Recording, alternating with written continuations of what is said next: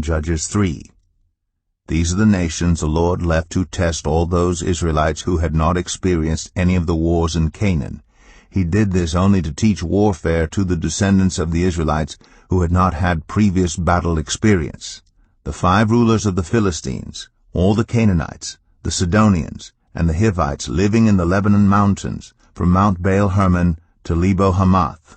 They were left to test the Israelites to see whether they would obey the Lord's commands, which he had given their ancestors through Moses.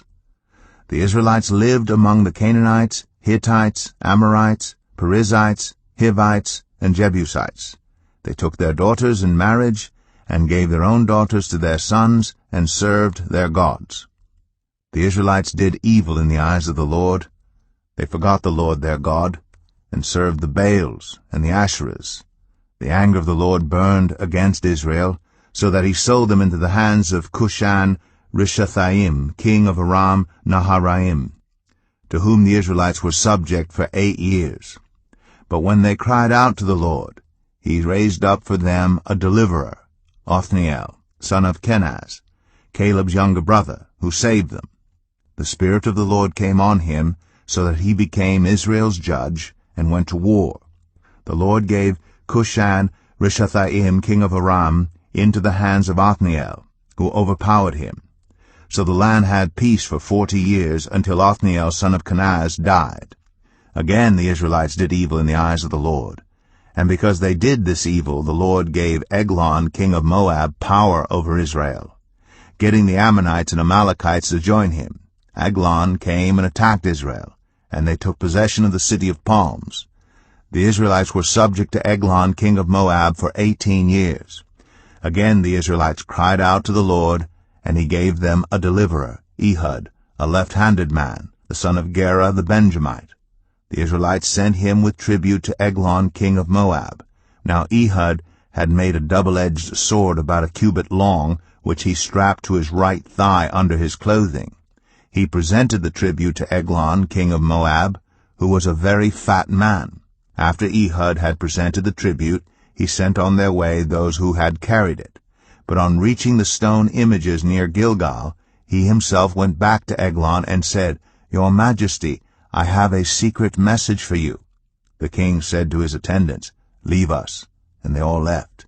Ehud then approached him while he was sitting alone in the upper room of his palace and said, "I have a message from God for you." As the king rose from his seat, Ehud reached with his left hand, drew the sword from his right thigh, and plunged it into the king's belly.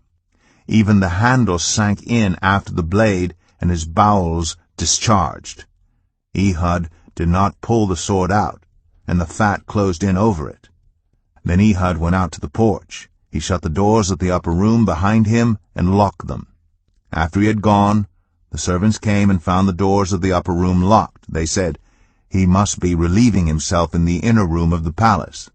They waited to the point of embarrassment, but when he did not open the doors of the room, they took a key and unlocked them.